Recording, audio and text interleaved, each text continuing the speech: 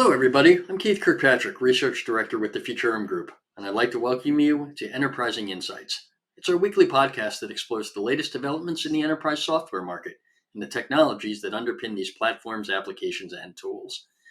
This week, I'd like to recap the Oracle Applications and Industry Analyst Summit, which I attended in Redwood Shores, California, a couple of weeks ago. Now, this event really highlighted Oracle's approach to its Fusion apps and how it's embedding AI to improve efficiency, productivity, and accuracy. Then I'm going to go through a few news items from the past week or so, and of course, close out the show with my Rant or Rave segment, where I either champion or chastise something from the enterprise applications, CX, EX, or collaboration market. So let's get right into it. So as I mentioned, I spent some time at Oracle's Industry Analyst Summit. And really, they talked about a number of different things, but I kind of want to focus in on the items that really resonated with me. Really, there's a couple of things. First, if we talk about Oracle and AI, let's first talk about why do they have a compelling vision? Well, first of all, they are uniquely positioned in that they own the entire technology stack. Everything from the cloud infrastructure to the AI models to the applications, all of that they actually make available to their customers. Now, honestly, not all customers are going to use everything from Oracle and only Oracle. But what this does mean is that because Oracle doesn't have all of this available, they are able to better control the implementation. They're able to manage cost quite a bit more. And of course, the most important thing is the way that they handle applications, particularly their Fusion applications, is that they only basically have one version of the software that is out there at any one time. So all of their customers get all of the upgrades at the same time. They're all running on the same build. Why is that important? Well, the first thing is that you don't have a situation where perhaps one division or one segment of the company is using one version versus another, and you run into issues there with various APIs breaking and what have you. So it's very stable and it is very consistent. It's a very consistent experience. That alone is really important, particularly if you're doing a lot of moving of data in between applications, or you're trying to implement artificial intelligence across these different platforms and different applications. So in that instance, it is a really great approach to using AI because you have such a stable and robust platform. Now, one of the other things that they talked about here, which is really interesting, is their work around artificial intelligence and the different use cases that they've been building out. Now, they claim that over the past year and a half, they've developed about 50 use cases that are now available to all of their customers because, again, it's basically one build is out there. They are really trying to take the approach that generative AI should not be this sort of bolted on capability that's productized separately. They really want to kind of push the vision of generative AI is just another technology that is embedded within the application. It's available to everybody, and in most cases, they will not be charging anything extra to use that generative AI. That is in contrast to some other vendors out there that are saying, okay, if you have a seat license, if you want generative AI, you need to pay an extra 25, 30, 50, whatever extra amount a month to use that technology. Now, the reason, again, that Oracle can do this is because they own this entire stack. They have a much tighter control over the cost of deploying generative AI. So in that sense, they have a real advantage in the marketplace in that they can deliver this functionality and then obviously maintain their cost structure, and then of course kind of pass that along to their end users. Now, I wanted to also talk about a couple of different capabilities here that they're talking about. Obviously, like a lot of companies, they're talking about using generative AI to assist in the generation of answers by using generative AI to go through, mine the company data to surface insights and answers to prompts or queries. That's not necessarily a unique capability, but what is pretty interesting is that because if you think of Oracle and just their size and scale, they have a ton of data They have a long history of working within very specific industries, so they understand the various use cases, the various scenarios that might come up, and then as a result, they're able to tune those models, to basically, learn those different processes, which in response really helps them tune and provide a much more accurate response. And they're talked about some other use cases that are pretty interesting. Obviously, talking about opportunity qualification scoring. Again, you're basically trying to identify the right buying group, looking at the different factors that are occurring during a deal, and then you're able to really assess, is this a good lead? Is this not a good lead? Assisted authoring for marketing and sales. That would be like, uh, targeted sales outreach or marketing outreach. Again, using customer data, using data where we're looking at where they are along in the buying process. What are the triggers that would, hopefully entice a customer to buy? And these can include things like copy for emails or landing pages, that sort of thing. And then, of course, one of the other new sort of use cases is looking at seller engagement recommendations. Uh, this is basically providing targeted recommendations on specific products, based on, again, who is the, who is the seller, who is the buyer, what are the trigger points there, and how can they be kind of brought together in such a way that then you can develop content where you highlight that and then pass that along to help sellers really engage with their customers, in a more targeted and personalized way. So, certainly really interesting. The only other thing I really want to kind of talk about with respect to the AI is that one of the great things that I heard at the event is that Oracle realizes that the power of generative AI is really, it's actually not even with the AI necessarily. It's really about having a solid data management, data governance strategy, making sure that the data you have is properly labeled, properly segmented in a way where once you have these algorithms, you're able to actually apply that information or apply that LLM to that data and have that return something useful. And really, this also comes down to making sure that it's accessible. If you have data that's sitting in a number of different silos across the organization, it can't be used. There's not a sort of one single source of truth. It doesn't matter how great the model is, it's not going to return anything.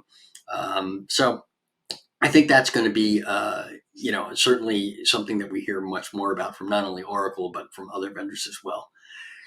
If there's one thing that I would like to have heard a little more about, it's, instead of just talking about capabilities, I would love to hear more about outcomes. Now, I understand that a lot of this stuff is still in pilot, a lot of the stuff is still pretty new, but I would love to hear more about, what are some of the, expected outcomes from being able to use generative AI in terms of whether it's expected metrics, specific ROI figures, that sort of thing. I think that's the stuff that's really going to move the needle for many customers because, like any technology, it's great to hear about, oh, what does it do? What are the features there? But ultimately, they want to know, how is this going to impact my business in terms of the big picture, top line growth, bottom line growth, all of that kind of stuff. Uh, so I think that Oracle, like a lot of other vendors, needs to kind of get away from just talking about the features and get into some more of the business benefits. And this can also extend to how they work with customers in terms of implementation, being able to say, look, this is something you can implement within 30 days or 60 days as opposed to 2 or 3 quarters. Their time to value, certainly a big consideration when we're talking about new technology that is really moving very quickly. And then, of course, the other piece of news that really kind of came out right before the conference was that Larry Ellison announced that Oracle was going to move its headquarters again, this time from Austin to Nashville, Tennessee. And the reason for that is apparently Oracle is going to double down and really focus in on the healthcare industry.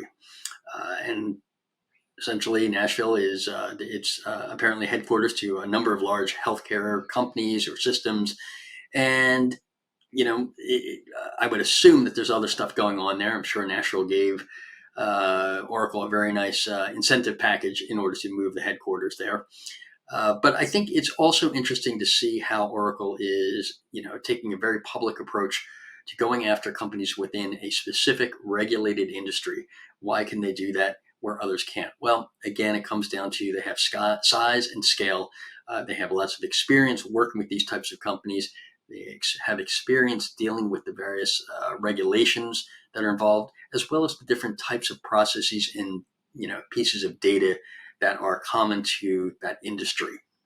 So it'll be interesting to see how this goes over the next months and years. But I think it's an interesting approach. I think it was kind of interesting that I talked to a few folks from Oracle who seemed a little caught off guard in terms of the move. But Oracle moved from the Bay Area to Austin 4 or 5 years ago, and they seem to be trucking along. And I think that'll be the case here if they do make that move to Nashville. Okay, so now I want to quickly move ahead and talk about a little bit of news from the past week that was interesting. Salesforce actually released some news.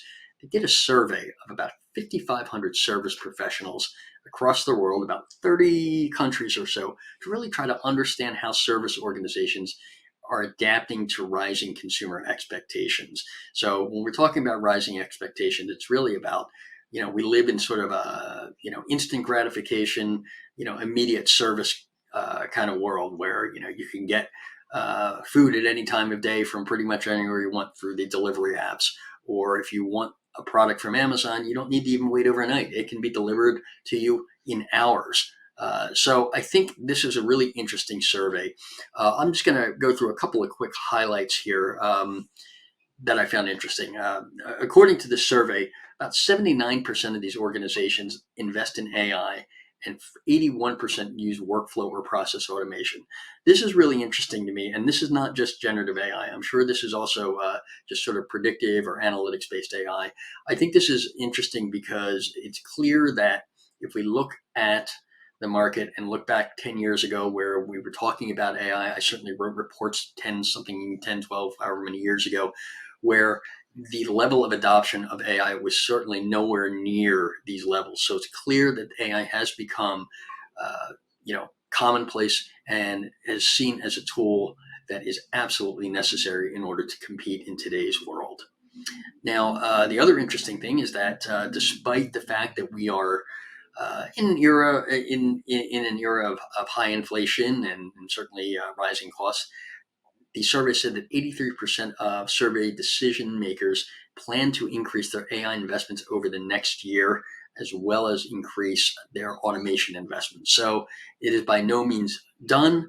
There's still a lot of work that is being going on in terms of trying to infuse AI across these different organizations to improve responsiveness, to improve predictability, and of course to ultimately improve the customer experience of those organizations' customers. Now, another thing that's really interesting is that 85% of those decision makers said that customer service organizations are now expected to contribute a larger slice of revenue through upselling, cross-selling, and customer retention strategies over the coming year. So again, this is interesting because if you think about customer service in the past, it was really about just solving a particular problem as it came in. If you did that, the thought was, okay, well, that was good enough. We hopefully satisfy the customer and we'll move on. Now, with the advent of all of this, data that's being incorporated, so things like more, customer journey information, history, transaction history, personalization data. Now the needle is shifting to taking these support organizations and starting to impose revenue generation responsibility onto them because they see they have all this data and they have the tools now, or will be getting the tools to help them actually generate revenue as instead of just being a cost center. So that was interesting, but not surprising. And along with that, there's a stat here. It said the share of service organizations that are tracking revenue driven by service agents actually jumped from about 51% of organizations in 2018 to 91% in 2024. So this is going on across the industry, and it's why when you're on the phone with a support agent now, they'll do that suggestive sell, much in the way if you go to a fast food joint and they offer you, hey, would you like fries with that? So we can expect that continue. And of course, this means that if you think about organizations and their labor force, well, 86% of the agents say that their expectations are higher than they used to be, placed on them. And the other part of that is 81% of those agents say that customers are expecting a more personal touch than they ever did in the past. So there's a lot of pressure on agents and a lot of pressure on organizations to provide, that sort of upselling capability, but also that personal touch. And I think the reason this is all really important is if you think about AI and generative AI in particular, there's going to be a distinct need for technology that serves up this relevant information very, very quickly, but doing it in the appropriate time to maximize the chance of conversion from sort of a support interaction to a sales interaction. So interesting to see how this shakes out over time, because simply, there are different skills. Providing support is a different skill than selling. And I think there's the missing piece in all this is what is the implication for organizations for either offloading some of the load to self-service, and also what is the responsibility of these organizations to implement training to help them use these tools to help them sell. So with that, I would like to then quickly shift gears here and talk about the rant or rave I have for the week. And basically, again, I have a rant, and this goes to an experience I had traveling to one of the many conferences that I was at. I had booked a flight on an airline, or someone had booked a flight for me, and unfortunately it was not my normal carrier, and I could not get the boarding passes on the mobile app or on the website to work. I've tried several times, different ways, could not get a boarding pass. And then, of course, I finally thought I had a boarding pass that I could print out. And being at the hotel early in the morning, 4 or 5 in the morning, I couldn't print it out because of an error or a problem with the printer in the hotel lobby. So I went to the airport thinking, great, I'll just do it somewhat old school and go get my boarding pass at a kiosk, only to find there are no kiosks available. So then I had to wait in line with everybody else to meet a gate agent. And of course, waited quite some time, got up to the front and asked the agent, why could I not print it out, or why could I not get it through the mobile app, which was promised, or I could not get it through a kiosk. And I was told, well, I booked, apparently it's a code share flight, and I was unable to complete that because of, I guess, two systems couldn't talk together to let me actually get my boarding pass on my phone. And, that I think from an enterprise application customer experience lens is unacceptable these days. If you think about, airlines are trying to remove as much cost as possible. If you can't take care of that type of activity online, you're really missing an opportunity to save cost, because then you have to staff more agents to deal with the longer lines. And then the second part of it is the fact that there was no kiosks that I could print out my boarding pass at the airport is absolutely inexcusable these days. It's not something that, essentially it's almost a fixed cost. Once you buy that, it shouldn't really be much cost at all. Forcing the agents to deal with me in line is, it just doesn't make any sense. So that is definitely a rant this week. I'm not going to name the airline, but I bet you can guess who it is. But these points of friction can be eliminated through better integrations and a more robust application or platform to handle the boarding pass, the ticketing to boarding pass process. So anyway, that is the rant and all the time I have for today. So I want to thank everyone for joining me here on Enterprising Insights. I will be back again next week with another episode focused on the happenings within the enterprise application market. So thanks again for tuning in, and be sure to subscribe, rate, and review this podcast on your preferred platform. Thanks, and we'll see you next time.